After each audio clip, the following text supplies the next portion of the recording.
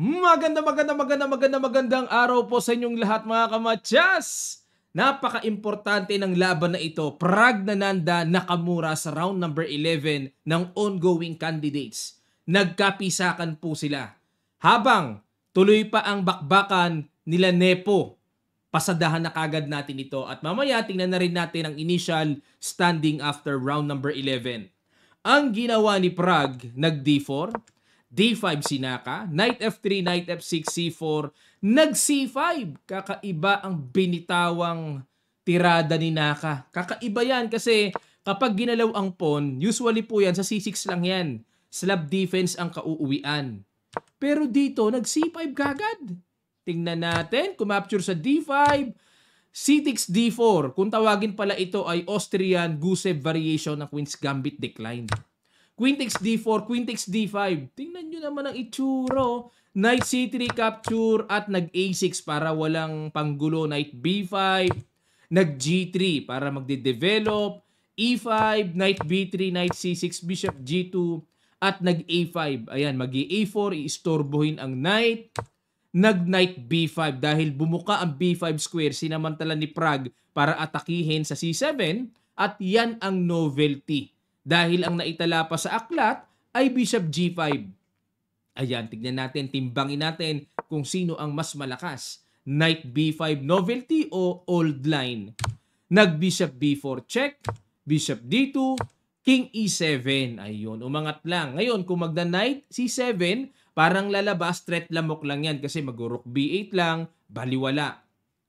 Nag-A3, capture, Knight takes D2 at nag-A4. Ayun, para mamaya mag-Knight A5 o kaya mag-Rook A5, nag-Knight C4 pinigilan at kontrolin ang weak B6 square.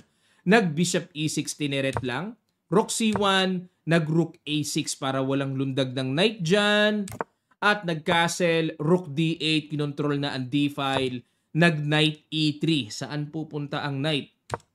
Rook A5 atake sa Knight B5, kinapture na, capture at nag-Knight C3, Bishop B3 para matibay na yung A4 pawn. At the same time, wala yung Rook FD1 at ang nakakatakot nito, yung paparating na Rook D2 ni Naka. Matindi ah. Knight B1, napilitan tuloy si Prague na kontrolin ang D2 para hindi makapasok ang tore. Nag-Rook A6, tiyaga munang depensa sa C6. Nag-F4, E4. Ayan, hanggat maaari, maisara or semi-close ang position. King F2, syempre endgame na po. Kailangan maging aktibo ang King. Rook B6. Ayan, paislog-islog lang dito si Naka. Oh. Pag inalis mamaya ang Bishop, may threat sa B2 pawn. Nag-Knight C3. Ayan, ginising na uli ang Knight. Nag-G6 para walang mga likot-likot na check sa F5. Nag-Rook B1. Naging passive ang position ni Prague. Knight D5. Hinamon ang Knight. Rook C1.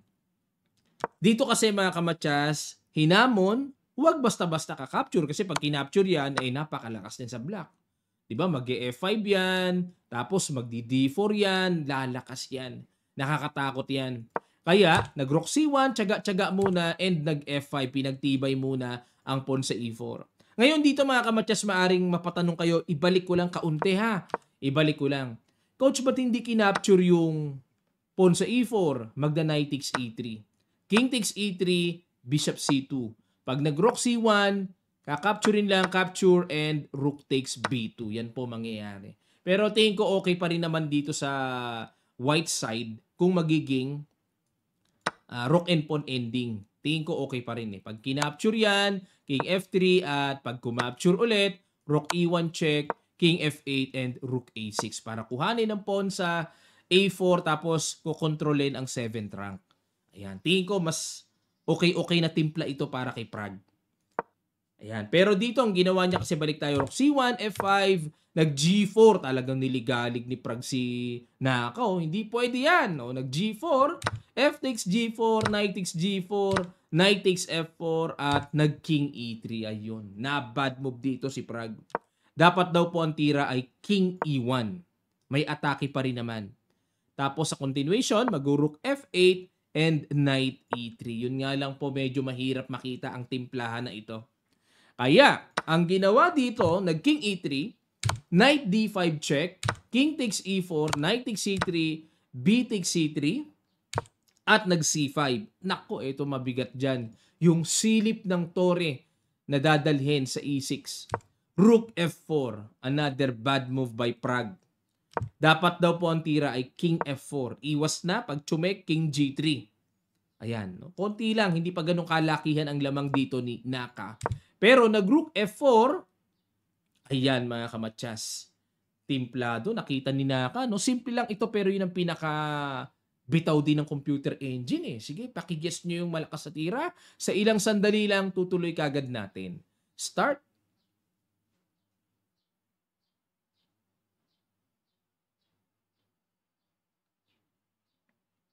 Maraming salamat po sa inyong effort. Congrats sa mga nakakita. Ng Bishop D5, check. King E3, nag-H5, sunod-sunod naman ang good move ni Naka. C4, kumounter si Prague para may atake din sa Bishop. At nag-Bishop A8, naku, umatras todo-todo. Knight H6, hindi ba alanganin yan? Baka makulong yan ah. Rook E6 check, King F2 and Rook F6. Ayun, hamon, rook to rook. King G3, nag-Rook H8. Ayun na nga po ang saklapacious. Kulong ang knight ni Prague. Masakit. Paano ililigtas yan mga kamatsas? Kinapture-capture, Rook F1 check. Okay, para may knight F7. King G7, knight F5 check. Ayun, bakit dyan pumunta? Nagpa one piece down si Prague. Teka muna ating busisiin. Ano mayroon kung sa F7? Rook F8. Pag nag-knight E5, rook takes F1. Ayo nga pala. Ang pagkakatingin ko yung king ay suportado pa tore. Hindi nga pala pwedeng alisin ng knight. Ay, inaantok pa si coach. Kagigising lang, kagigising. Ayan, balik tayo. Nag-knight F5. O nga, pina nga pala yung knight, ano? Rook takes. Rook C8, dinipensahan. Rook takes and Bishop B7. Yun nga lang po. Ang mabigat dito. Isang pyesa pa rin yan, mga kamatyas. Isang pyesa pa rin. Ayan, oh. Puro good move talaga. Titindi ng mga tira ni Naka. Check. E4, Rook C6, King F5, Bishop F7, King E5, then C4. Yan ang bayani. Yang paspo na yan. Rook D6 checking C5, Rook D3 hamon, King B4, hindi pinansin ni Prague ang Rook sa G3, chumek muna, good move, King takes A4, at nag-Rook takes G3. Dito po ay napasuko si Prague.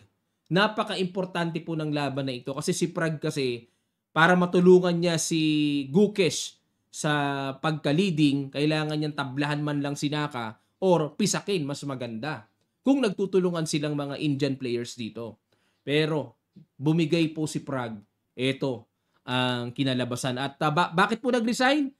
Capture, baka may magtanong mag-C3 lang, hindi makakadikit, may bishop, at yung pawn C2, C1 ay ready to queen na. Kaya nag-resign na po.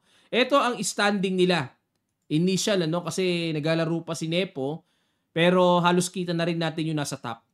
Gukesh, Nakamura, 6.5 points. Nepo, Fabiano Caruana, 6. Pragnananda, 5.5. Vidit, 5 points. Alireza Firouzja, 4.5 points. And Nijat Abasov, 3 points. Yan po ang update natin dito as of round number 11. Ang kalaban pala ni Nepo ay si Vidit. Nako, importanteng laro din. Dapat tablaman lang or maipanalo ni Vidit para tulungan si Gukesh. Kasi ganun po yan mga kamatsas. Total, 3 silang Indian dyan. Dapat nagtutulungan sila. Yung pagtulong na yung mga kalakalaban na humahabol, pisakin o kaya tablahan man lang.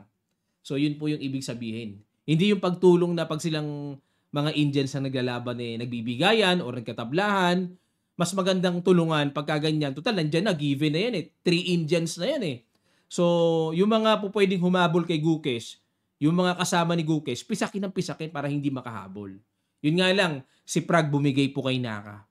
Buhay na buhay pa si Naka dito mga kamatsas. Buhay pa ang pag-asa niya na maging World Championship Challenger kay Ding Liren ng China. Yan ang aabangan natin kung tuloy-tuloy na ang momentum dito ni Nakamuring. Yan ang aabangan natin. Malapit na po, no? 12, 13, 14. 3 rounds to go. malalaman na kung sino ang magcha-champion sa Candidates 2024 at mukhang tatama yata ang hula ni Carlsen pag si Nakamura nag-champion dito. Dalawa ang bet ni Carlsen Fabiano Caruana or Nakamura ang magcha-champion dito.